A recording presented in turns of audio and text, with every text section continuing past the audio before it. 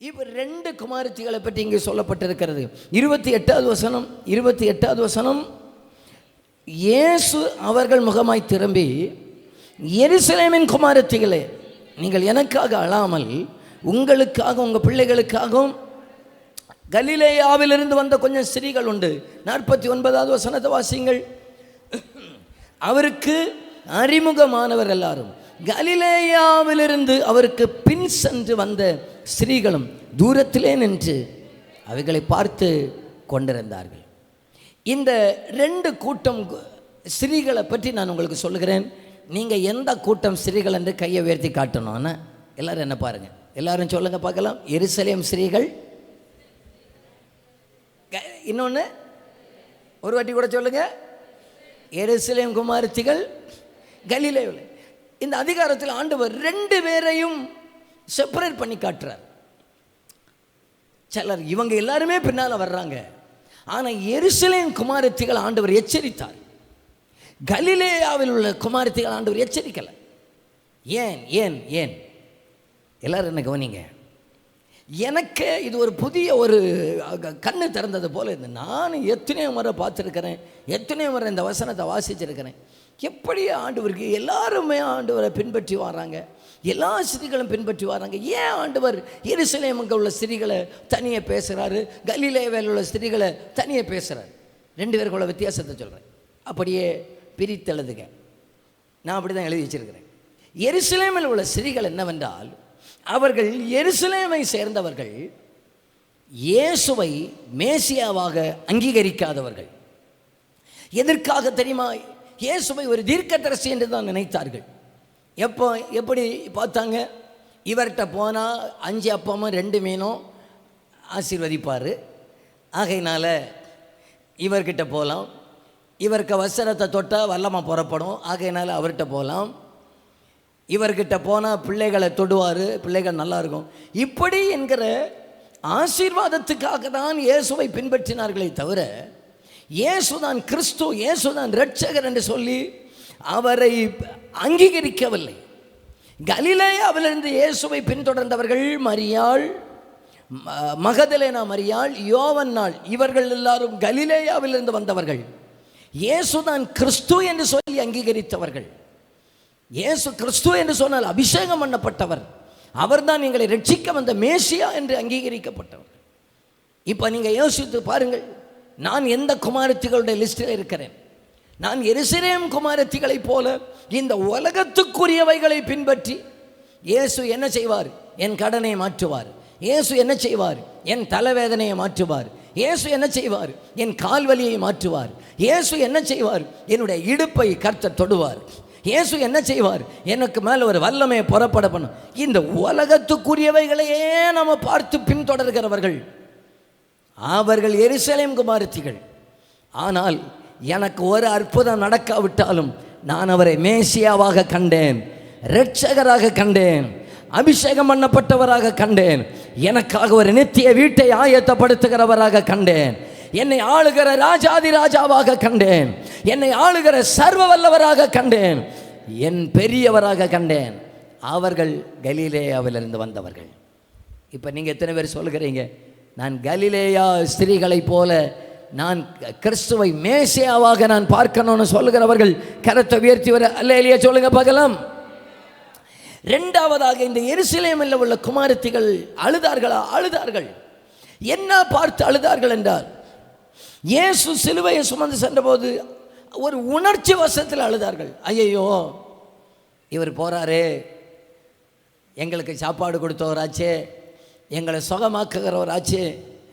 அப்படி தற்காலிகமாக ஒரு பரிதாபம் பார்த்து தான் அழுதாங்களே தவிர வேற அவரை இரட்சகராக ஏற்று மனமுடைந்த அழுக அல்ல. ஆனால் கலிலேயாவிலிருந்து வந்த ஸ்திரீகளோ ஊழியத்தில் ஆரம்பத்திலிருந்தே பின்னாக இருந்தார்கள். ஆரம்பத்தில் இருந்தாலே அவங்க பின்னால் இருந்து அவர்களுக்கு ஊழியம் செய்தார்கள். வாசிங்க பார்க்கலாம், லூக்கா சுவிசேஷம் 8வது அதிகாரம். சகோதரிகள், ஐயமார் எல்லாரும் வாசிக்கணும்னா இதில் நம்ம எப்படியெல்லாம் ஊழியம் செய்ய முடியும்னு அங்கே எழுதப்பட்டிருக்கிறது. 3வது வசனத்தை வாசிக்க பார்க்கலாம். ஏரோதின் காரியக்காரனாகிய யோவன்னாலும் சூசன்னாலும் தங்கள் ஆசைகளால் அவருக்கு ஊழியம் செய்து கொண்டு வந்த மற்ற அநேக ஸ்திரீகளும் அவருடனே இருந்தார்கள். இவர்கள் ஆரம்பத்திலே கர்த்தருக்கு ஊழியம் செய்து கொண்டு, நாம் ஆசைகளினால் ஊழியம் செய்யலாம். பாஸ்டர், எங்களுக்கு போய் ஊழியம் செய்ய முடியாது, போய் ஒரு ஆளுக்கு இயேசுவை அறிவிக்க முடியாது. நீங்கள் உங்கள் பொருளாதாரத்தினால் ஊழியம் செய்யலாம், ஆசைகளினால் அவரை தாங்கலாம், ஆசைகளினால் அவருக்கு கனப்படுத்தலாம். நீங்கள் ஒரு சபையை கட்டலாம், ஒரு ஊழியத்தை நீங்கள் பொறுப்பெடுக்கலாம், ஒரு மிஷனரியை தாங்கலாம், ஒரு மிஷனரிக்கு நீங்கள் உதவி செய்யலாம். நம்ம ஊழியக்காரர்களை தாங்கி வருகிறோம். பாஸ்டர், ஒரு மிஷனரிக்கு நான் ஒரு மாதம் தாங்குகிறேன் என்று சொன்னால் நீங்கள் அதை செய்யலாம். ஆசிகளினால் ஊழியம் செய்து கொண்டு வந்தவர்கள், ஆசிகளினால் ஊழியம் செய்து கொண்டு வந்தவர்கள் அவர்கள் கலிலேயாவில் உள்ள ஸ்திரீகள் ஆரம்பத்திலிருந்தே அவருக்கு கூட இருந்தாங்க. செலவு பண்ணவும், அவரை விசாரிக்கவும், அவரோடு கூட நடக்கவும், அவரை பின்பற்றவும். இவர்கள் எருசலேமில் உள்ளவர்களோ அவர்கள் பரிதாபம் கொண்டு அழுகிறார்கள். பரிதாபம் கொண்டு அழுகிறவர்கள் அல்ல ஆண்டவருக்கு தேவை, பின்பற்றுகிறவர்கள் ஆண்டவருக்கு தேவை. எத்தனை பேர் நான் பேசுகிறது புரிகிறவங்க கையை உயர்த்தி காமிங்க பார்க்கலாம். புரிகிறவங்க நல்ல கரத்தை உயர்த்தி ஒரு அல்லேலியா சொல்லிடுங்க பார்க்கலாம். ஸ்தோத்திரம், ஸ்தோத்திரம். கடைசியாக இவங்களை ஆண்டவர் எச்சரிக்கிறார், எச்சரிக்கிறார். எருசலேம் குமாரத்திகளை பார்த்து எச்சரித்தார். என்ன தெரியுமா சொல்லி எச்சரித்தார்? எனக்காக, அந்த வசனத்தை வாசிங்க 28. இயேசு அவர்கள் முகமாய் திரும்பி, எருசலேமின் குமாரத்திகளே, நீங்கள் எனக்காக அழாமல் உங்கள் பிள்ளைகளுக்காக அழுங்கள். 30வது வசனம். அப்பொழுது மலைகளை நோக்கி எங்கள் மேல் விழுங்கள் என்றும், குன்றுகளை நோக்கி எங்களை மறைத்து கொள்ளுங்கள் என்றும் சொல்ல தொடங்குவார்கள். பச்சை மரத்திற்கு இவைகளை செய்தால் பட்ட மரத்துக்கு என்ன செய்ய மாட்டார்கள் என்றார். எல்லாரும் என்ன கவனிங்க, உங்களுக்கு சுவாரஸ்யமான இல்லை இந்த ஒரு கதை சொல்லித்தார். பச்சை மரம்னா என்ன, பட்டை மரம்னா என்னது? பச்சை மரம்னா பச்சை மரம், பட்டை மரம்னா பட்டை மரம். நமக்கு அதானே தெரியும் இல்லை? ரெண்டுக்குள்ள வித்தியாசம் சொல்கிறார். யாரை பார்த்து தெரியுமா சொல்கிறார்? எருசலேம் குமாரத்திகளை பார்த்து சொல்கிறாரு. இங்கே பாருங்கம்மா, நீ எனக்காக அழ வேண்டாம். யாருக்காக அழுங்கள்? உங்களுக்காக அழுங்க, உங்கள் பிள்ளைகளுக்காக அழுங்க. ஏன் தெரியுமா அழணும்? ஏன் அழணும்னு சொன்னால், நீங்கள் ஒரு நாள் உங்களுக்கு ஒரு அழிவு வரப்போகிறது. அந்த அழிவு வருகிறதான நேரத்தில் மலைகளையும் குன்றுகளையும் பார்த்து, ஐயோ எங்களை மறைத்து கொள்ளுங்கள், ஐயோ ஆட்டுக்குட்டியானுடைய கோபத்தின் மகா நாள் வந்து விட்டது, ஐயோ எங்களை யாராவது காப்பாற்ற மாட்டாங்களா? மலைகிட்ட போய் பேசுவாங்க, குன்றுகளை பார்த்து பேசுவாங்க. ஐயோ, வெளிப்படுத்தின விசேஷ புத்தகத்தில் இருக்கிறது. குன்றுகளிலே மலைகளிலே போய் ஆட்டுக்குட்டியானுடைய கோபத்தின் மகா நாள் வந்து விட்டது, வந்து விட்டது, ஐயோ எங்களை யார் காப்பாற்றுவா, யார் காப்பாற்றுவான்னு அழுவாங்க. அடுத்து அவங்கள பார்த்து சொல்கிறாரு, இங்கே பாரு, பச்சை மரத்துக்கே இந்த பாடு படுத்துறான்னு சொன்னால் பட்டை மரம் ஒன்றை என்ன பாடுபடுத்துவான்னு பார்த்துக்க. யாரை பார்த்து சொல்கிறாரு? யாரை பார்த்து சொல்கிறாரு? எருசலேம் குமாரன். பச்சை மரம்னா என்ன தெரியுமா? இது பச்சை மரங்க. பச்சை மரத்தில் இலைகள் உண்டு, கனி கொடுக்கிற மரம். இது கனி கொடுக்கிற மரங்க. தன்னை சொல்கிறாரு, கனி கொடுக்கிற எனக்கு இந்த பாடு ரோமர்கள் பாடுபடுத்துவான்னு சொன்னால் நீ பட்டை மரம். எருசலேமே, கோழி தன் குஞ்சுகளை சேர்த்து கொள்ளுகிறது போல சேர்த்து கொள்வதற்கு மனதாக இருந்தேன். தீர்க்கதரிசிகளை கல்லறிகிறவளே, உன்னிடத்தில் ஒரு கனியும் இல்லை, உன்னிடத்தில் ஒரு நன்மையும் இல்லை. நீ வேஷம் போட்டு கொண்டிருக்கிறாய், நீ தேவையில்லாமல் அழுகிறாய், நீ பட்டை மரம். என்னையே இந்த பாடுபடுத்துறவன், பட்டை மரத்துக்கு நீ என்ன பாடுபடுத்த அப்போ வரப்போறான்னு பார்த்துக்கன்னு சொல்லி எச்சரிக்கிறார். யாரை தெரியுமா ஆண்டவர் எச்சரிக்கிறார்? யாரை தெரியுமா இப்போ ஆண்டவர் கடிந்து கொள்ளுகிறார்? முதல்ல இந்த உலகத்துக்காக தேடுகிறவர்கள், இந்த உலகத்தின் ஆசைக்காகவே ஆண்டவரை பின்பற்றுகிறவர்கள், உணர்ச்சி வசத்தில் ஆண்டவரை தேடுகிறவர்கள், சும்மா புலம்பிக் கொண்டிருக்கிறவர்கள், கனியற்றவர்கள், பட்டமரமாக இருக்கிறவர்கள், அவர்கள் ஆண்டவர் கடிந்து கொள்ளுகிறார், எச்சரிக்கிறார். நீங்கள் அழுங்கள், நீங்கள் ஜெபியுங்கள் என்று சொல்லுகிறார். ஆனால் இந்த கலிலேயாவில் வந்த ஸ்திரீகளை பார்த்து என்ன தெரியுமா சொல்லப்பட்டிருக்கிறது? 55, 56 வசனத்தை வாசிங்க.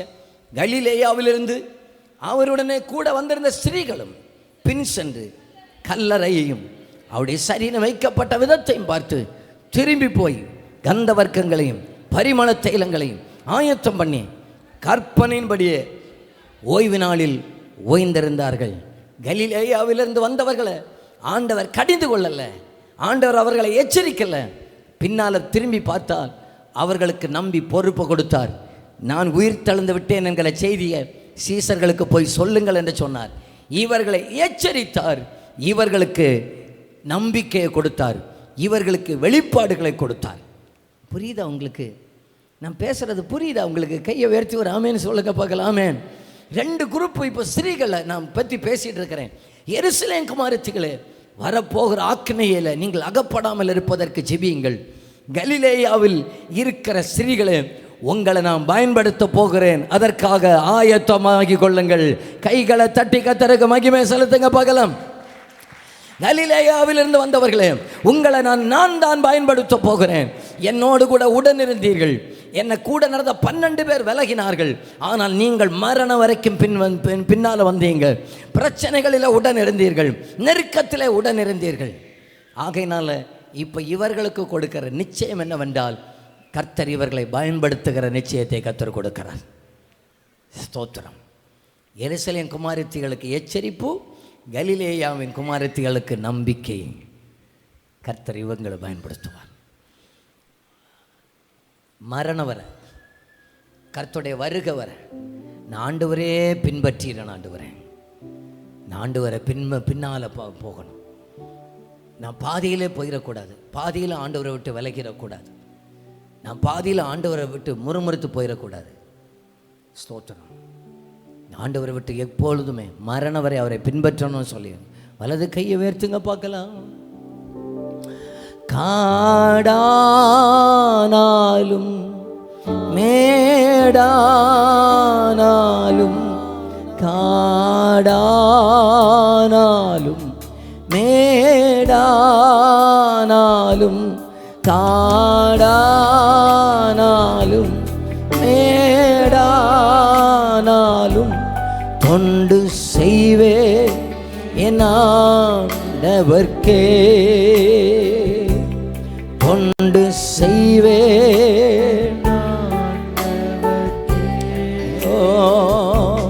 தொண்டு செய்வேன் என்றும், தொண்டு செய்வேன் என்றும், தொண்டு செய்வே என் ஆண்டவர்க்கே,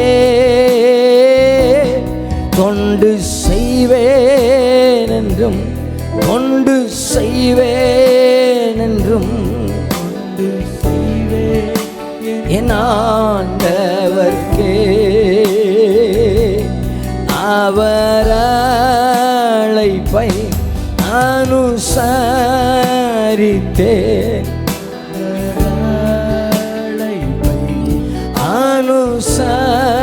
அனுசரித்தேன், அவர் அழைப்பை அனுசரித்தேன், தொண்டு செய்வேன். ஓ தொண்டு செய்வேன். 2 கைகளை உயர்த்தி தொண்டு செய்வேன், தொண்டு செய்வேன் என்று, தொண்டு செய்வேன் என்றும், தொண்டு செய்வேன் என் ஆண்டவர்க்கே, தொண்டு செய்வேன் என்றும், தொண்டு செய்வேன் என் ஆண்டவர்க்கே, தொண்டு செய்வேன் ஆண்டவர்க்கே. ஹல்லேலூயா. அந்த டிலேயை கட் பண்ணுங்க. தூங்குறவனை எழுப்பி விடுங்க. ஸ்தோத்திரம். எல்லாரும் என்ன பாருங்க, என் அன்புக்குரியவர்களே, ஆண்டவர் நம்மிடத்தில் எதிர்பார்க்கிறது ஒரு நாள் 2 நாள் பின்னால் வர்றவங்க அல்ல, மரணம் வரைக்கும் பின்பற்றுகிறவர்கள் ஆண்டவருக்கு தேவை. நல்லா சொல்லுங்க பார்க்கலாம். நான் மரணம் வரை பின்பற்றணும் ஆண்டவரே, நான் வாழ்க்கையுடைய இறுதி வரை பின்பற்றணும் ஆண்டவரே. எருசலேம் குமாரத்திகளை போல ஏதோ வேஷத்துக்காக, ஏதோ ஒரு ஒரு ஒரு சின்ன காரியத்துக்காக, உலக காரியத்துக்காக உணர்ச்சி வசப்படுகிறவர்களாக அல்ல, நாங்கள் மரணம் வரை பின்பற்றுகிறவர்களாக கர்த்தர் எங்களை மாற்றுவீராக.